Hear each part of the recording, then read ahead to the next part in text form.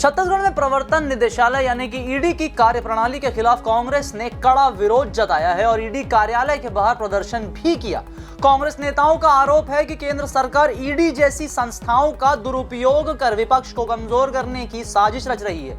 कांग्रेस ने इस बात पर भी नाराजगी जाहिर की है कि ईडी ने कांग्रेस कार्यालय को नोटिस भेजकर पार्टी के प्रभारी मंत्री मलकीत सिंह गैदू को जबरन घंटों तक अपने दफ्तर में बिठाया। इस कार्यवाही को लेकर कांग्रेस नेताओं ने कहा कि ईडी निष्पक्ष रूप से काम नहीं कर रही बल्कि केवल विपक्षी दलों को परेशान करने के लिए इस्तेमाल की जा रही है। कांग्रेस ने मांग की है कि अगर ईडी वास्तव में निष्पक्ष है तो उसे भाजपा के 150 करोड़ रुपए की लागत से बने कार्यालय की भी जांच करनी चाहिए। इसके अलावा उन्होंने राष्ट्रीय स्वयं सेवक संघ यानी आरएसएस के करोड़ों की लागत से बने 12 मंजिला भवन की भी जांच की मांग की है। कांग्रेस नेताओं ने सवाल उठाया है कि आखिर ईडी केवल विपक्षी दलों पर ही कार्यवाही क्यों कर रही है और भाजपा से जुड़े मामलों पर चुप क्यों है। ये सारी चीजों को देखकर और जैसा कि हमने बीते दिनों की कई रिपोर्ट्स में देखा है कि कांग्रेस के नेताओं पर लगातार ईडी की कार्यवाही बरस रही है, लगातार उन पर चल रही है, कहीं गिरफ्तारी हो रही है, कहीं पूछताछ हो रहा है, इंटरोगेशन के लंबे लंबे सेशंस चल रहे हैं। लेकिन इन सब के बीच में सवाल यहाँ तो बनता है कि देश में बहुत सारी पार्टियां हैं, सत्ता पक्ष के अपने ही कई ऐसे मामले हैं जो लंबित हैं लेकिन उन पे कार्यवाही नहीं हो रही है। इसी बात को लेकर कांग्रेस के जो नेता हैं वो अब मुखर हो चुके हैं और बोलना शुरू कर चुके हैं कि आखिर ऐसा क्या है कि ये जो विच हंटिंग का रोड मैप है ये सिर्फ और सिर्फ एक स्पेसिफिक एक खास पार्टी के खिलाफ ही इस्तेमाल किया जा रहा है। ये सब सोचने वाली बात है। लेकिन अब हम खबर पर वापस चलेंगे। सोचने का मौका मैं आपको देता हूं। हमारा कमेंट सेक्शन खुला है, जो भी आपने सोचा अपने विचार हमारे कमेंट बॉक्स में खुलकर जाहिर करें।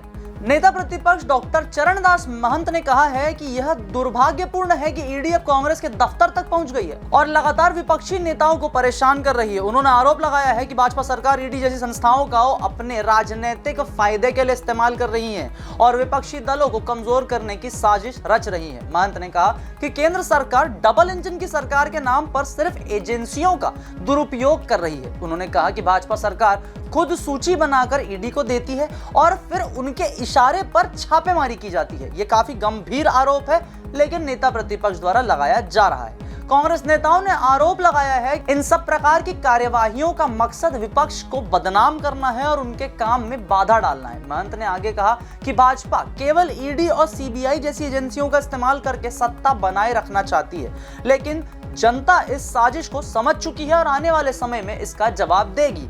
ये तो पार्टी का कहना है कि जनता समझ चुकी है। क्या वाकई जनता इन सब चीजों को समझ रही है और या फिर जो भी समझ रही है, फिर से कहते हैं कमेंट सेक्शन खुले हैं, अपने विचार व्यक्त करें।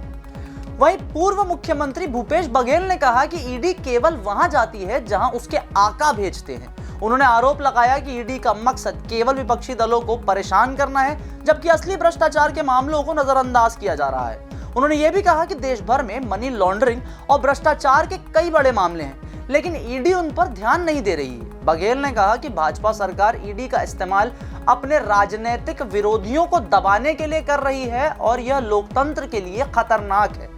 उन्होंने चुनौती दी है कि अगर ईडी में हिम्मत है तो वह उन मामलों को भी जांच में ले जहां पर असल में मनी लॉन्ड्रिंग हुई है और अगर विदेशी फंडिंग के जरिए कालाधन देश में आया है तो उस पर भी कड़ी कार्यवाही करे। बघेल ने कहा कि ईडी का काम निष्पक्ष जांच करना होना चाहिए, लेकिन वह भाजपा के इशारों पर नाच रही है। केवल विपक्षी नेताओं के खिलाफ ही कार्यवाही की जा रही है। ईडी ने कांग्रेस के प्रभारी महामंत्री मलकीत सिंह गैदू से 6 घंटे तक पूछताछ की। इस पूरी पूछताछ के दौरान उनसे सुकमा और कोंटा में बनाए गए कांग्रेस भवनों के लेआउट, कॉन्ट्रैक्ट एग्रीमेंट, नगर पालिका की एनओसी और पूर्व आबकारी मंत्री कवासी लखमा के संबंध में जानकारी मांगी गई। गैदू ने ईडी को 7 पन्नों का लिखित जवाब और आवश्यक दस्तावेज सौंप दिए। कांग्रेस नेताओं ने इस कार्यवाही को राजनीति से प्रेरित बताया और कहा कि ईडी को किसी भी पार्टी के कार्यालय में जाकर इस तरह की पूछताछ करने का कोई अधिकार नहीं।